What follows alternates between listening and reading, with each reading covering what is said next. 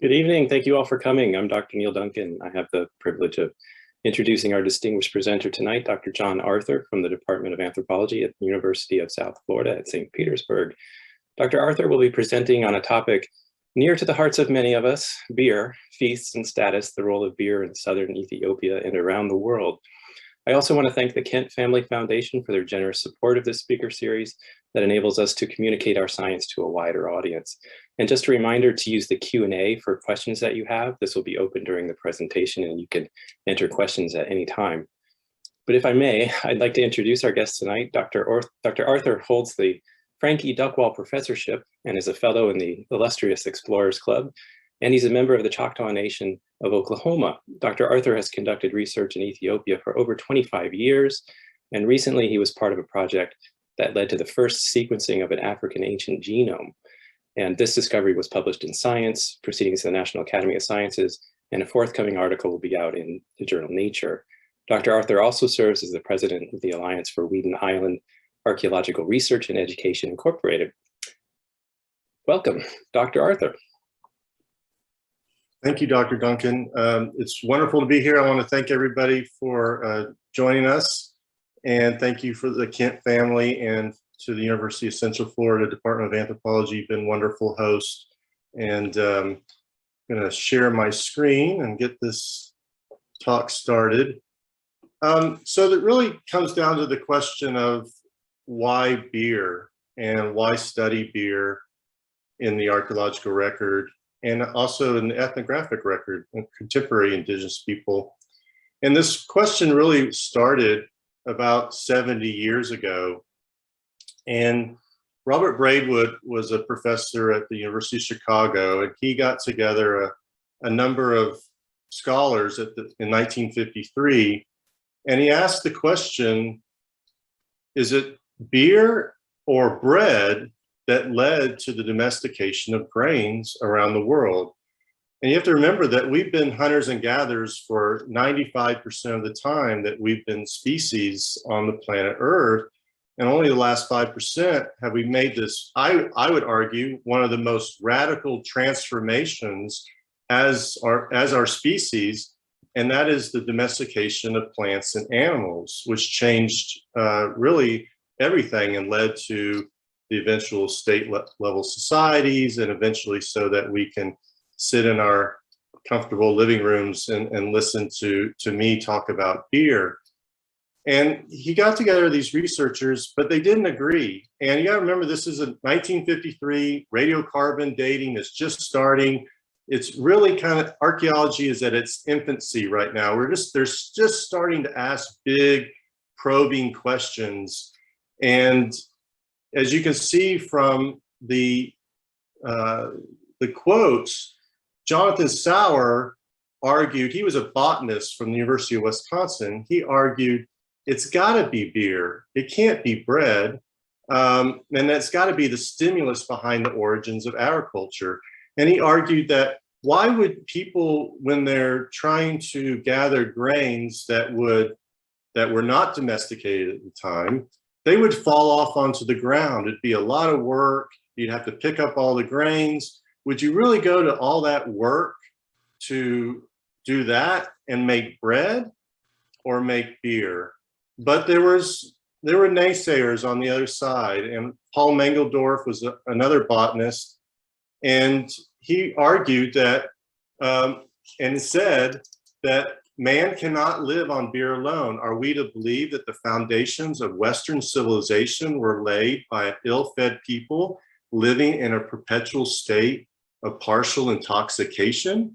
How could a bunch of drunks lead to one of this, gigantic changes in human history, domestication of grains? Well, now we've gone 70 years, we've had lots of archaeological research, lots of ethnographic studies been done on indigenous beers. Everybody was right, all right? So if you look down on the lower left hand, Shebekwa 1 in Jordan, they found a household, they found a hearth, they found tons of charred remains of plant foods, and part of those plant foods is the earliest evidence of bread. okay, 14,400 years ago. Then we moved to Rockefet Cave in Israel at 13,000 years ago.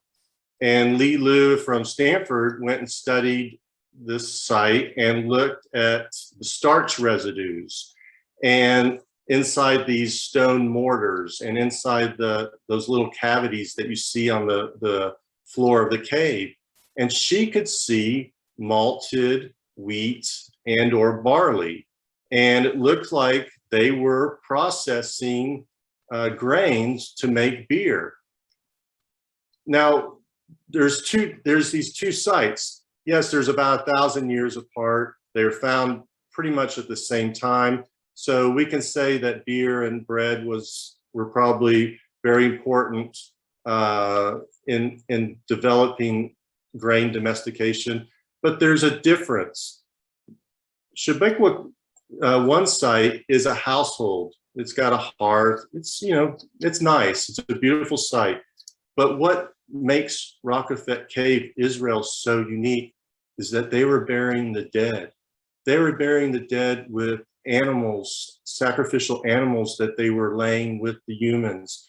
They were making beer as possible funerary rites to celebrate their ancestors moving on to the next world. So we have two different contexts about where we actually see bread and beer. And ask yourself, are you more excited walking down the bread aisle, or are you more excited walking down the beer aisle in your grocery store? And if you're a beer lover, I would gather that you're probably going to be more excited walking down the aisle of beer. So they're both right, but as we'll see, a lot has developed in terms of our knowledge of how beer was produced, where it was produced, and by who. So that kind of gives you the foundations. Let's move on to where I work. And I work in southwestern Ethiopia. I've worked with the Gamo the Gamo people since 1995. They live on the western side of the Great Rift Valley and right above Lakes Abaya and Chamo. Goes everywhere from 6,000 feet up to past 9,000 feet. So it's as you can see from the map, a very highland environment. It's 5 degrees from the equator, so it's very wet. It's not what you might normally think of when you think of Ethiopia. Sometimes people have this idea of Ethiopia being kind of a hot desert, and there certainly are desert lowlands in Ethiopia. But as you can see, most of Ethiopia is very much a highland country.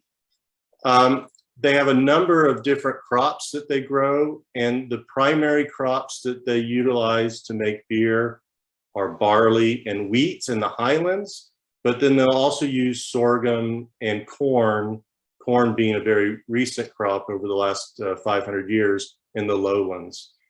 Typical houses that you'll see in the Gamo, lots of different, most of the people are subsistence farmers, but not everybody is a subsistence farmer. And I just want to point out this one picture here before I move on. And I think it was in the opening slide when you all came in. You can see on the right of the map, this woman is carrying a very large pot. She's about 5, maybe if we give her a little bit, 5 feet, maybe not 5 feet tall. And she's going to carry this pot about 3 or 4 miles. And that pot is full of beer. And she's going to go to she was taking that pot of beer to a wedding as part of that celebration. So just to kind of give you an idea that what we're talking about, beer is a very important commodity, as we'll see, and important in Gamo life and around the world.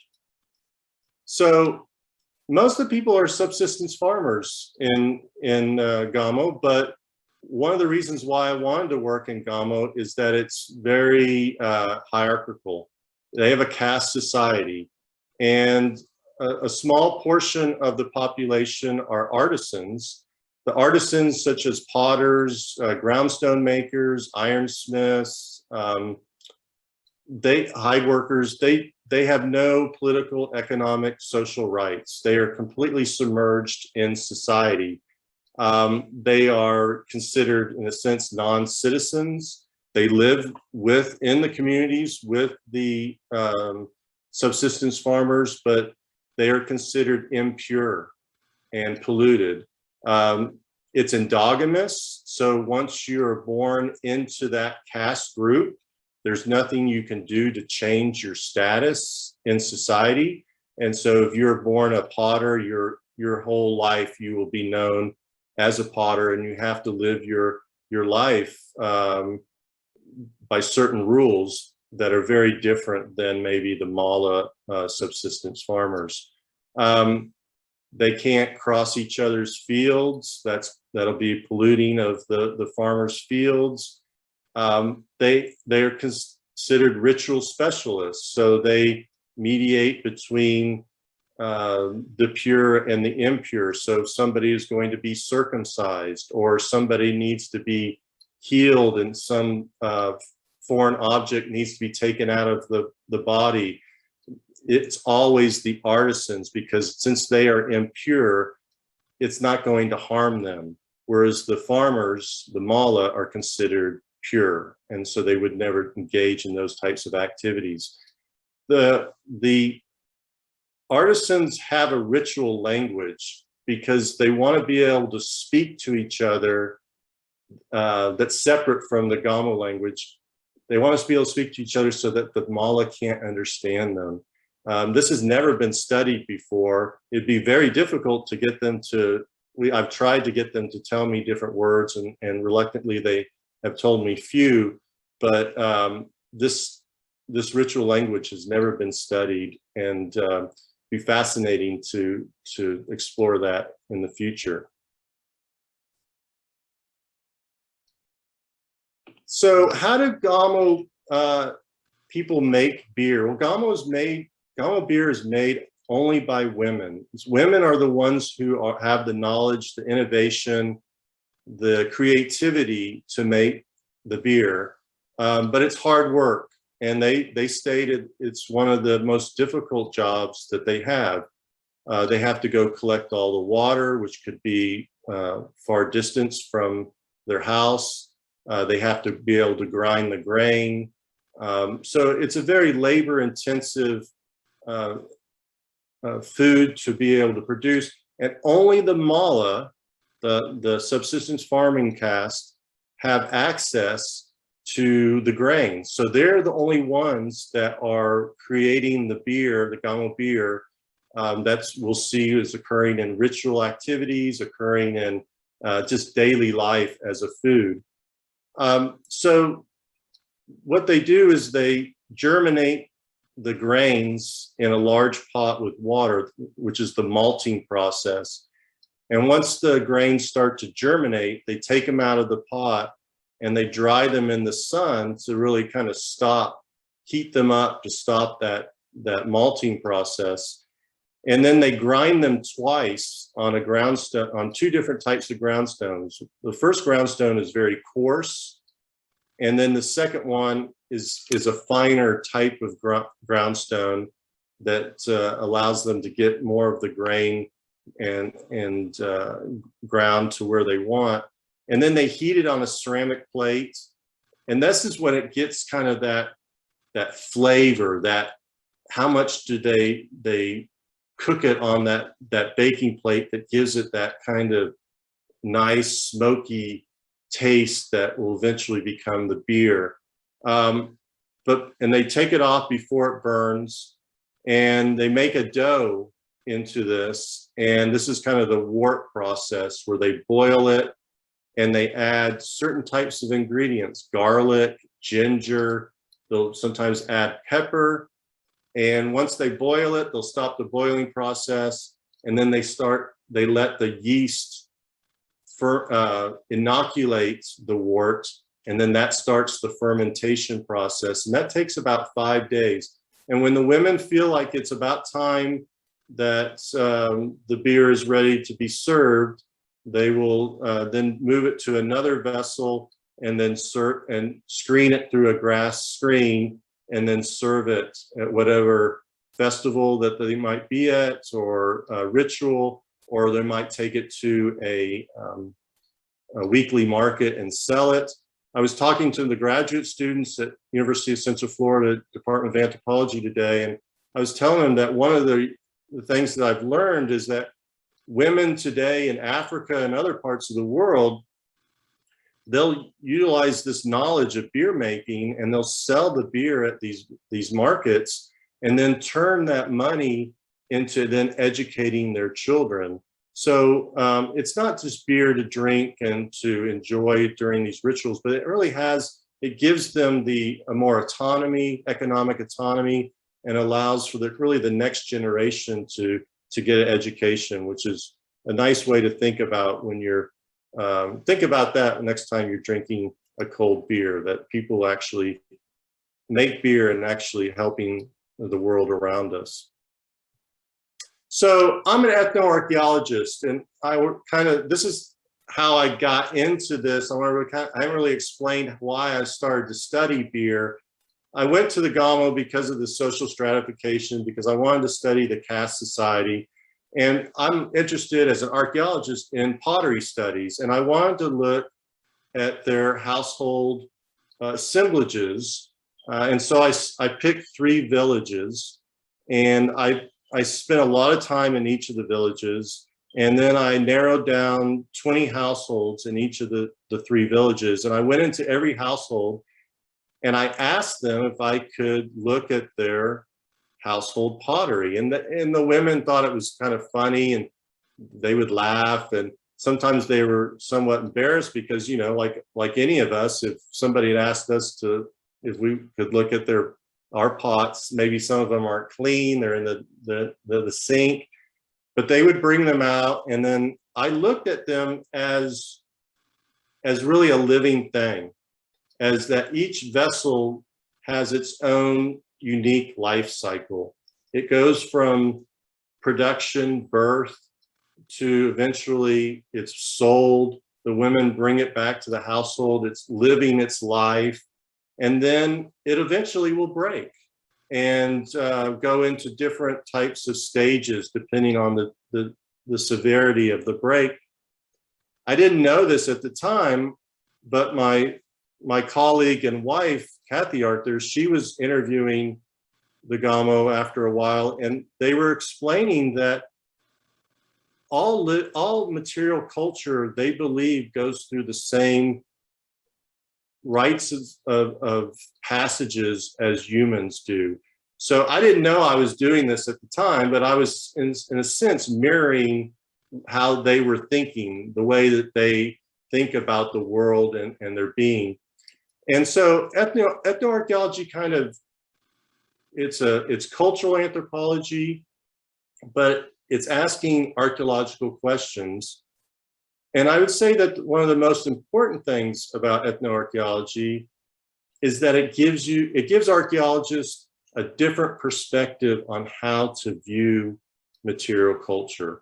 It takes us out of our Western mindset and lets us think about how the indigenous people think about their material world, which can be, as the Gamo, very different than how we perceive material culture around us.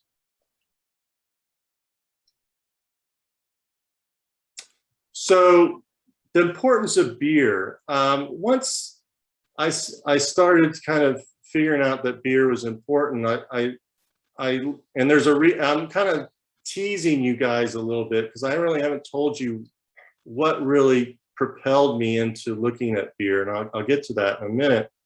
But when I started looking at the importance of beer, especially in Africa, 1/8 to 1/3 of all grain crops in Africa are used to process and consume beer.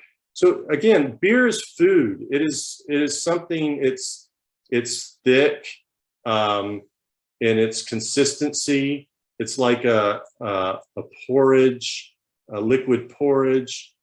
It's very healthy. It has high protein content, higher than more vitamins, amino acids than unleavened bread. People use beer. You have to remember that subsistence farmers make, on average, $1 to $1.50 a day. They don't have the economic capital to pay people for labor, but they can turn the grain into beer and then be able to pay people in beer, which is considered a food. And then at the same time, it's a communal act. It's a way that people engage themselves, connect to each other. And it's also a way that they connect to their ancestors.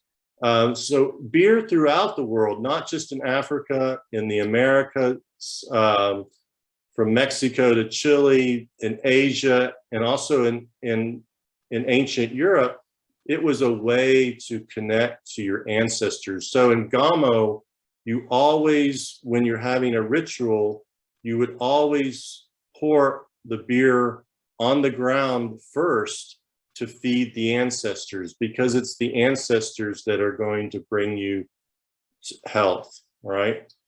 And you have to remember that too, that about 2 billion people, according to the World Health Organization, do not have clean potable water. And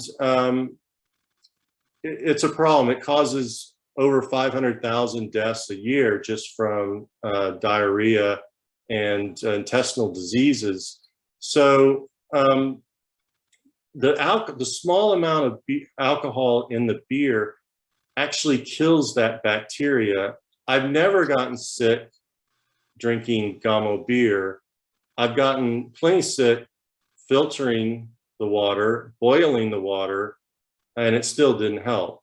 So it's really remarkable that small, that maybe 3 to 4% alcohol in the beer is able to kill all those terrible bacteria and allow people to live, on a daily basis more healthy. And I'm not saying that beer is the godsend to those 2 billion people, but it certainly is a way for indigenous people to live a healthier life.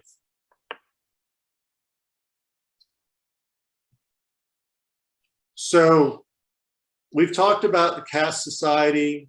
We've talked about how it's very stratified.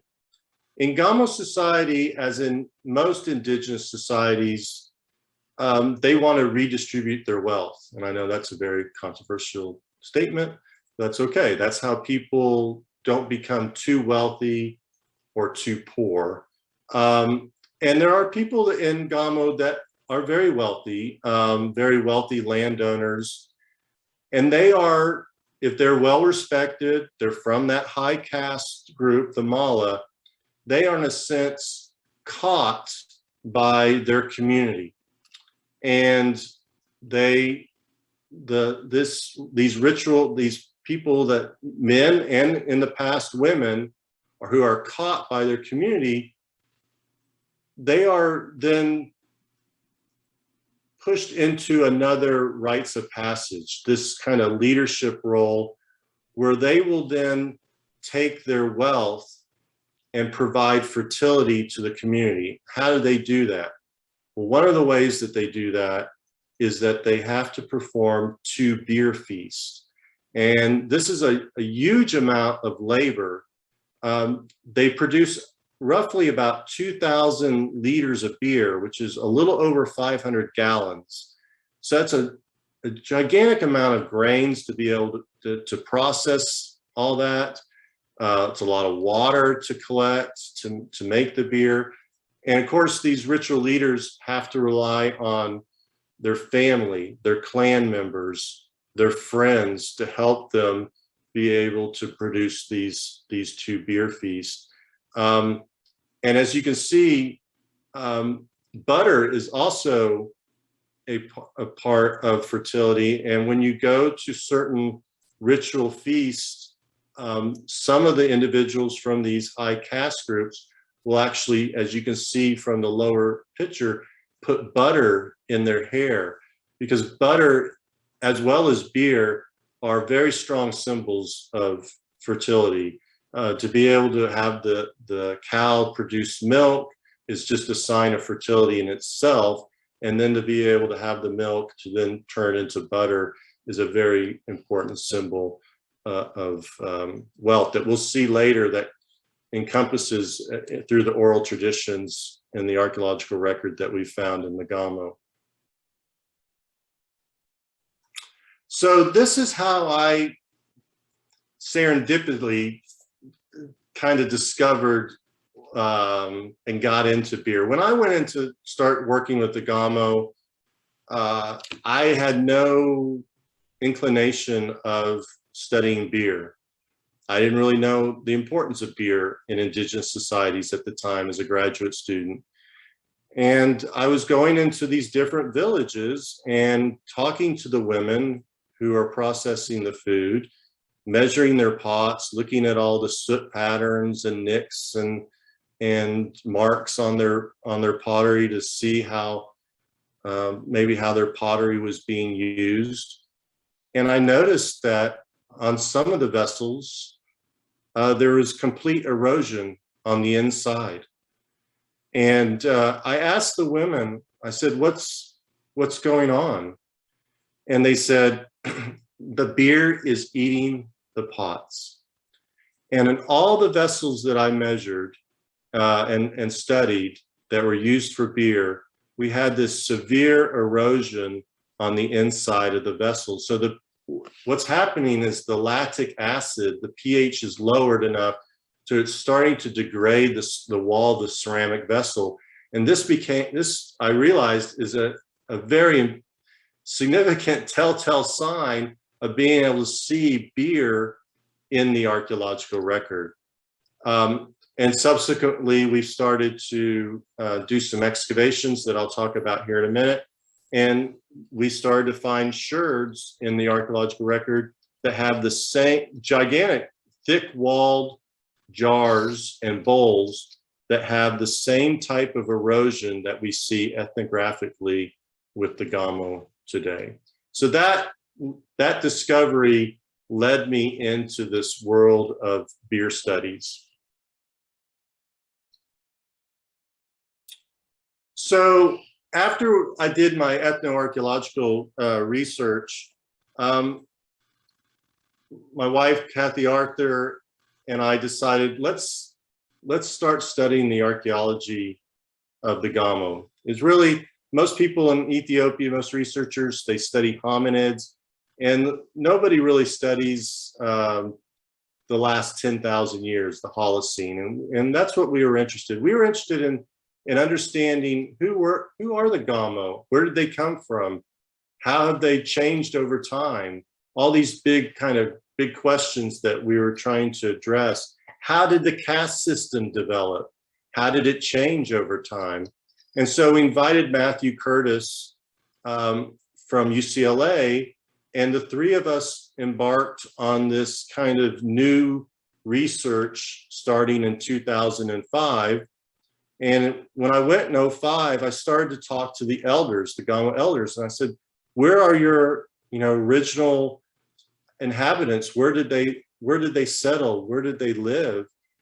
And it took me a while to find this, but eventually in the northern part of Gamo, in what's called the Borda, the elders said, come to this place called a Chilomulatto. And they took me to this mound, this hilltop that overlooks the Rift Valley. It's very fantastic defensive location. You can see anybody that's coming towards them from the Rift Valley. And they said, this is where Borche came. And King Borche came across from the other side of the Rift Valley. And he settled. This is the first settlement where he settled his people at a Chilomulatto. And then subsequently, he settled 8 other garrison sites. And so we then started to find the 8 other garrison sites with the help of the elders.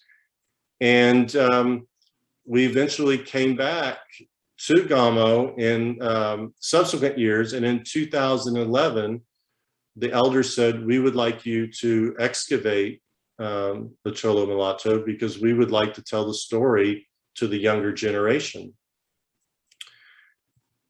And so we set out and excavated a Chilomulatto. We put in 2 5 by 5 meter unit areas. So pretty big excavation, about 50 units, and started to excavate the site with colleagues from Italy and Europe.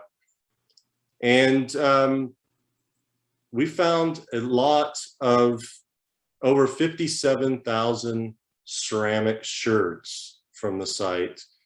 Found lots of large bowls, lots of jars, started to find some household foundations and some rock features. And we started to put together a picture of what was going on at the site. And one of the things that that's fantastic about working in Africa is that we could ask the elders about the oral tradition of the site. And they would say that this is where feasting was occurring. And when Borche lived here, they would have, and in subsequent years, they would have large feasts. And one of the feasts was like the Tompe feast, where women would produce, young girls would produce food, and then the young boys would rush the pots and break the pots.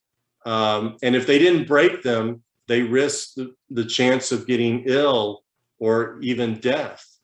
And then the elders said there were other feasts that were occurring too, where men would gather for 15 days in the woods, and they would drink beer for those 15 days and eat meat and celebrate during those 2 weeks. And women at the same time would have their own feast where they would eat ritual foods and drink beer from vessels that had breasts on them as applique decorations. So there was this rich oral tradition that stated that this feasting was occurring at the site. We have over 57,000 ceramic sherds, much more than any of the 8 other garrison sites that we've excavated. And so we started to realize that a large amount of feasting was going on at Chilomulatto. Plus we have this evidence of the attrition on the inside of the ceramic vessel. At the same time, we're interviewing other caste members in Gamo, and everybody is saying that they lived at Chilomulatto. The potters are saying that they lived there. The hide workers are saying that they lived there, and the ironsmiths as well. And so we found about 6 potter burnishing tools. So the potters would, I don't know if you guys know what a burnishing tool, but when the pot is kind of at its leather hard state before it's fired, they would rub the pot to give it a very nice shine to it. So you would only find those in potter households today, but we're finding them at Chilomulatto. We also see jaw bones and leg bones at Chilomulatto, types of bone elements that you would only find in hide worker sites where the farmer is giving the hide to a hide worker to process the hide for bedding or a chair or something, a blanket.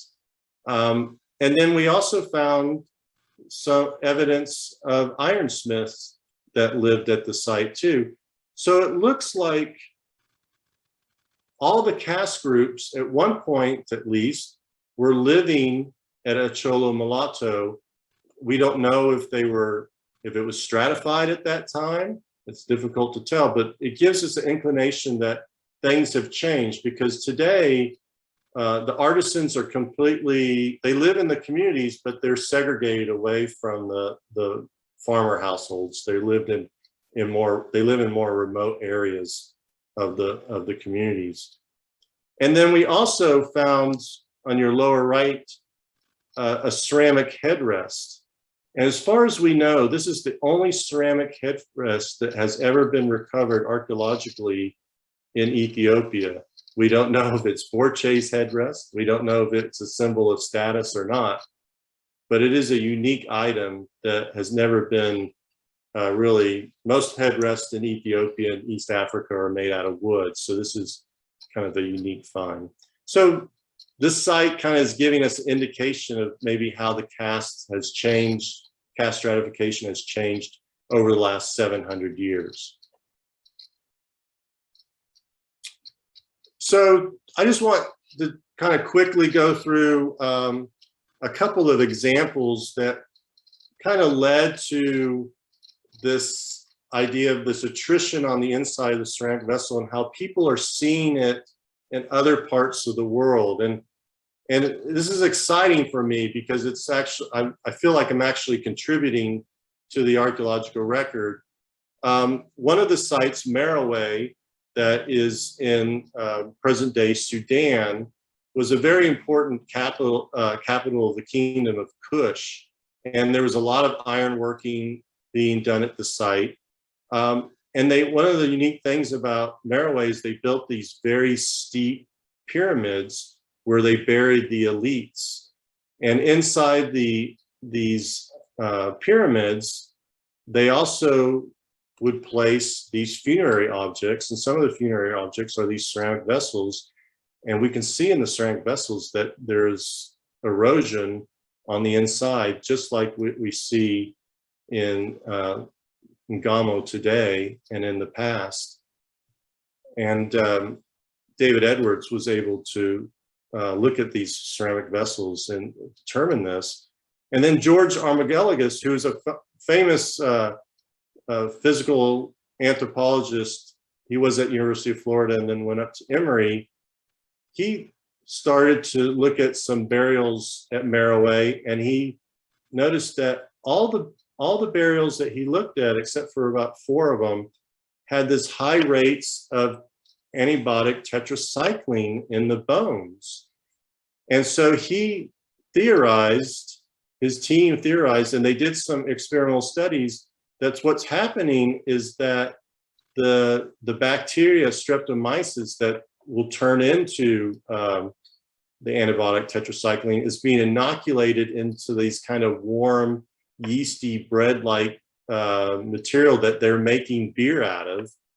And they're drinking the beer, and then that's going into their bones and it's making them very healthy. They had no bone lesions.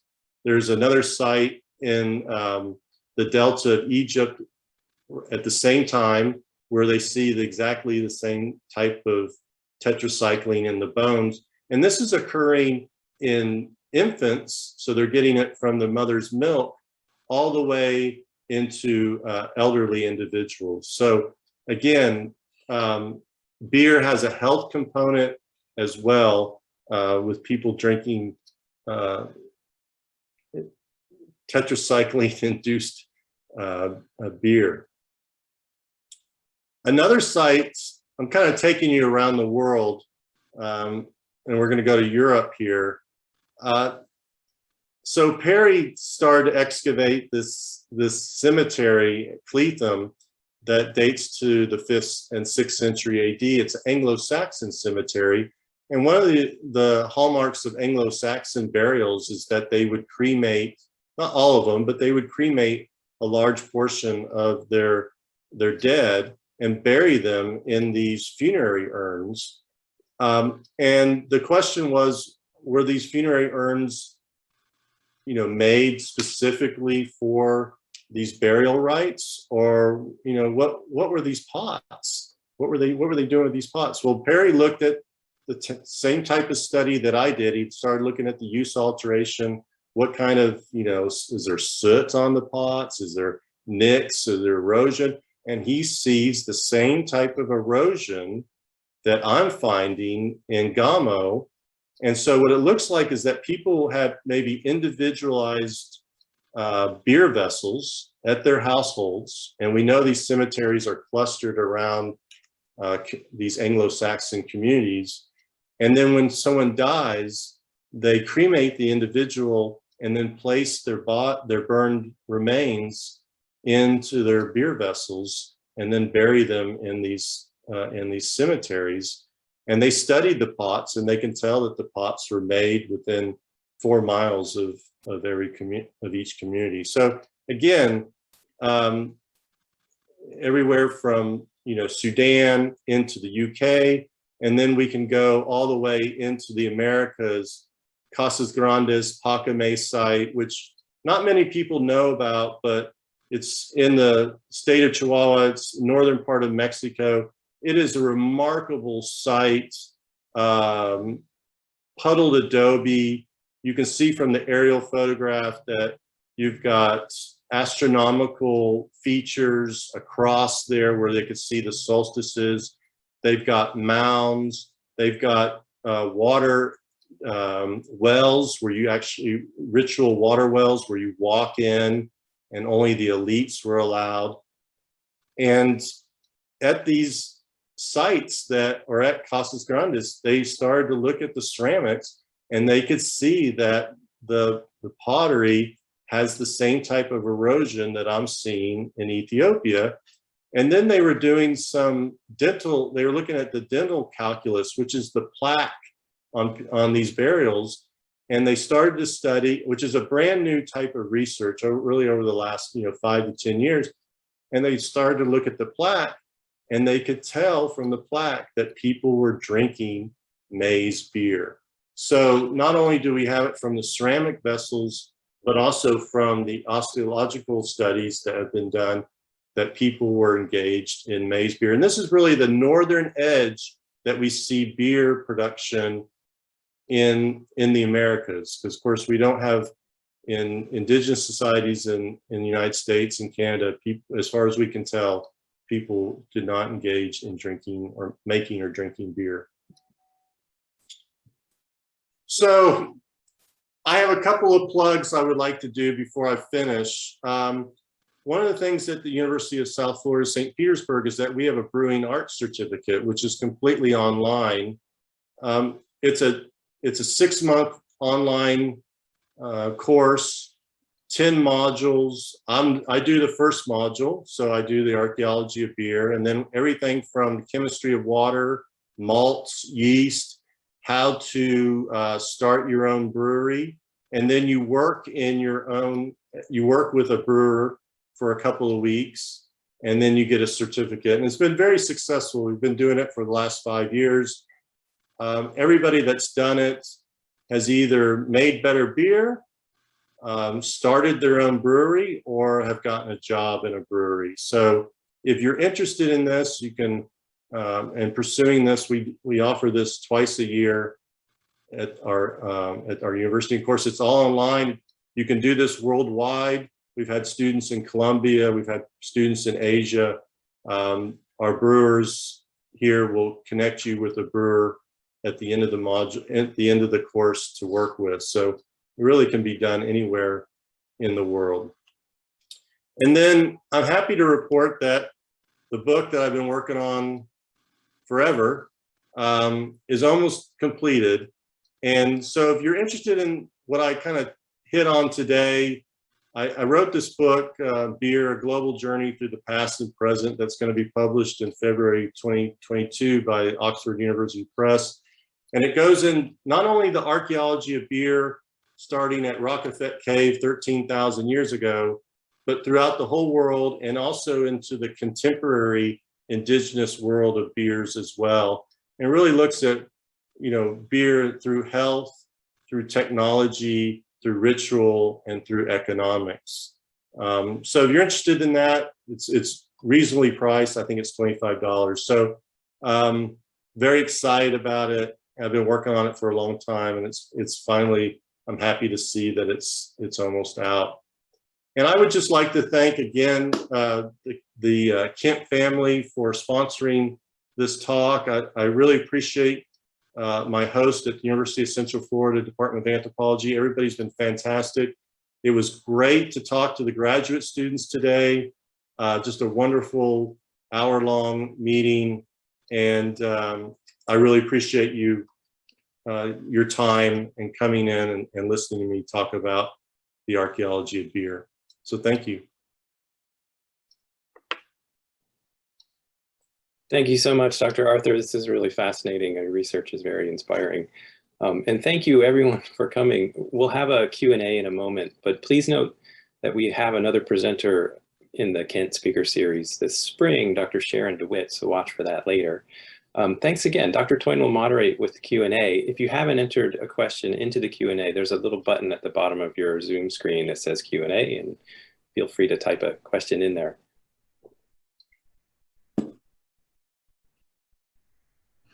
Hello, everybody. I'm Dr. Toyne from the University of Central Florida.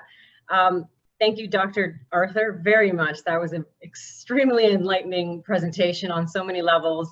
I think one of the most important things that you said, of course, is that beer is healthy and can be a regular part of our diet, as it has been throughout our history as humans. So thank you for bringing together so many different ways of looking at that really important question.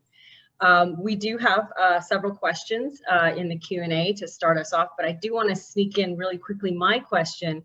And I think it's really interesting. What is exactly the definition of beer? Because does beer have to be alcoholic? Because could you not just have a barley beverage, as we do with corn beer? You can have a corn beverage and it's not alcoholic. So could you just explain a little bit about the term beer and how you're using it? Yeah, I've struggled with this because there's a lot of different ways of making alcohol from grain, especially when you get into like Southeast Asia with rice and things like that. So my definition, and you know, wrongly or rightly, I don't know, but certainly things that have to be malted. So you have to germinate the grains. I did only include beer as something that was alcoholic, that was fermented. So those kind of two things, one malted and then the fermentation process as well. Yeah. Okay, great. Thank you. One of our first questions asks, can all the castes of the Gamo society buy the beer? They can, but I have to say that it's very difficult for the lower castes to be able to afford that. When there's a celebration, a lot of times what they'll do is they'll beg the farmers for grain. Whereas the farmers in these rituals, like maybe say it's Easter or Christmas, they'll have the meat. That's when they eat the meats. The potters, the hide workers, they can't afford to have meat. They will get a bag of corn, they'll roast the corn, and they'll eat that, and that's their celebration. So it's very difficult. I mean, it's possible that they could buy some beer in the market, and that would be allowed, but economically, it's just not something that I saw. When I looked at all the artisan pots, none of them were ever, even the serving vessels were ever, nobody ever said, oh, I sometimes drink beer out of that. It just wasn't part of their diet. Okay, thanks. I have a question that kind of follows up on that one, asking about how often do the ritual sacrificers have to have the beer feasts? So how often are these beer feasts? They have to produce two. Oh, two. During their time. Okay. So yeah, which is a lot. I mean, it probably sucks up all their grain and all the clan's grain for that time. And then they go through a rites of passage. So they go through a 9-month rites of passage. So it's in a sense rebirth when they go through this being a ritual sacrificer. And then eventually they will pick a new ritual sacrificer. You're always that ritual leader, that halakha, but you might not be actively engaged in doing the fertility rites for the community. Okay, great. Well, we've got lots of questions coming in now. Everybody's starting to get them together. So I have another question again about the Gamo's beer production. Did you find anything unique about the Gamo's beer production or consumption when you compared it to other groups in the ethnographic or archaeological record? Unique.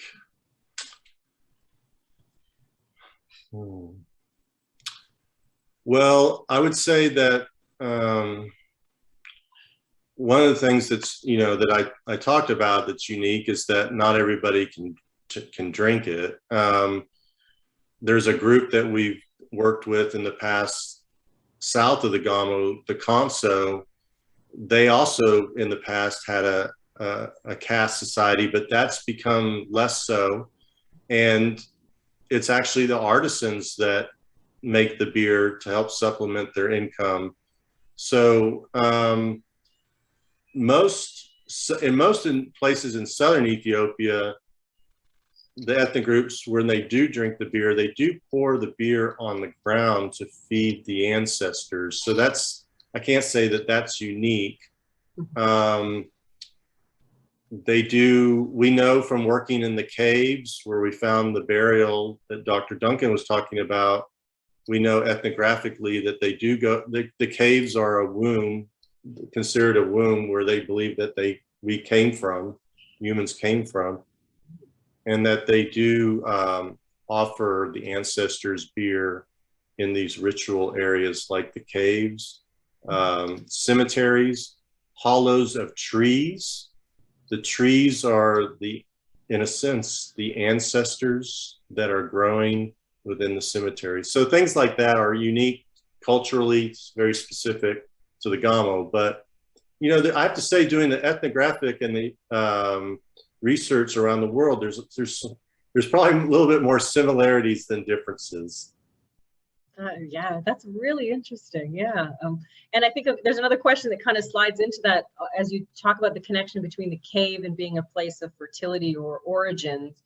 A question came up, can the creation of beer be viewed as ontologically connected to the creation of beings or humans? Did you see any evidence for that kind of origin? I would say, I haven't come up to that, like it's that correlation perfectly, but I would say yes. When you think about beer and that it's when it starts to ferment, it starts to bubble, that's life being created, right? And then at the same time, these things are occurring like at Rockafet Cave or even the Gamo cemeteries where they're having these funerary feasts. That connection between life and death, we kind of think of death and life as separate, that once we die, whether or not we go on or not, but there's a separation. But with the Gamo and with other societies, indigenous societies, the ancestors are always there. And you have to, and the reason that the caste system is so entrenched is because you can't upset the ancestors, because if you upset the ancestors, then infertility will happen to all living things in Gamo society, and you don't want that to happen. So I really see the connection between the kind of the creation of beer and the creation of life, and then, but also the connection to the ancestors as a part of life as well. That's a very good question.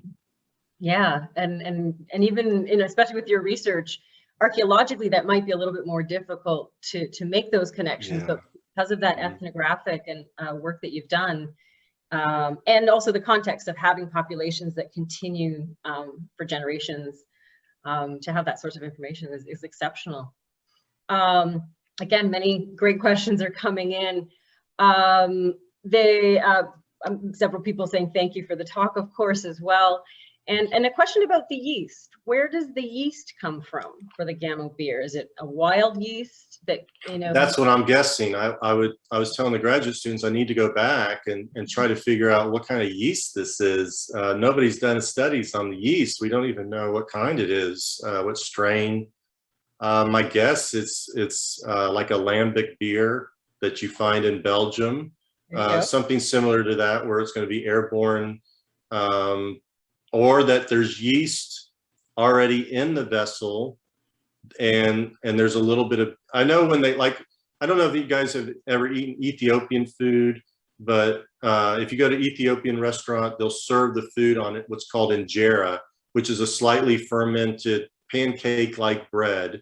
And when they make the injera, there's always a little bit of the previous injera mixture left, so that inoculates the new batch.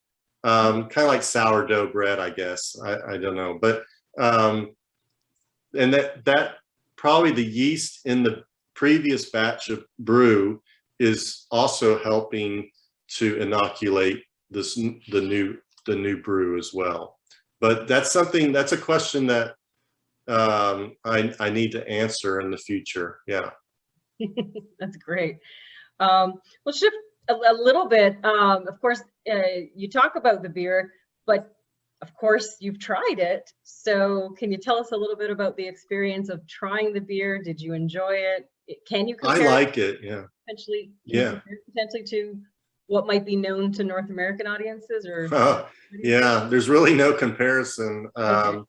I mean, I guess I always say Guinness, but Guinness is pretty smooth and silky. The Gamo beer is very sour. It's thick. It fills you up. So one story I always tell is that when my wife and I would go out and we would do surveys, and we would drive around far distance from our house in Gamo. Our landlord wanted to come with us because he wanted to see, parts of the world, parts of Gamo that he'd never seen.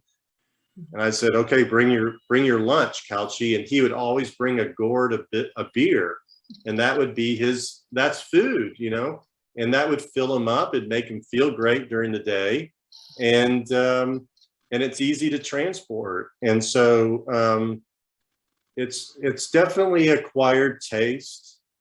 Some of my students do not like it at all, but I like it. Maybe I'm biased, but I can't drink that much of it because it makes me so burpy because it's so thick and fermented. But yeah, it's good. I think it's really tasty. Oh, great. I think we just have time for one more, potentially quick question, and sort of asking a little bit more about Gamo society, and whether or not the women who brew the beer hold a slightly higher status than those who specialize in another type of skill or trade. Yeah, I would say so. Those are always going to be the women that can produce the beer are going to be the wealthiest of the Gamo, because they have the grains, the surplus grains, to be able to make the beer. So a lot of them are going to be wives of these ritual leaders, and I don't know if they have like special status, but they are definitely, in terms of wealth, certainly wealthier than most of the other families that maybe are producing grain but can only produce enough to be able to for their own household, and they don't have enough surplus to sell it at a market. Okay, thank you very much, and thank you everybody else for the great questions. We just unfortunately have run out of time for this particular event, but Dr. John Arthur is at the University of South Florida, University of South Florida, St. Petersburg, and you can visit his website, potentially contact him via email, or use our anthropology events at ucf.edu, which is linked to the promotion of this presentation, so we can forward those questions to him, and maybe he'll be able to continue the conversation. We're definitely looking forward to the book and all of your future projects to see which direction you might be heading into next. So again, we thank you very much for this exceptional presentation. We thank everybody in the audience for participating. And we also, again, thank the Kent Family Foundation for supporting these educational opportunities. And we look forward to seeing everybody again. So have a good evening, everybody. Thank you. Thank you.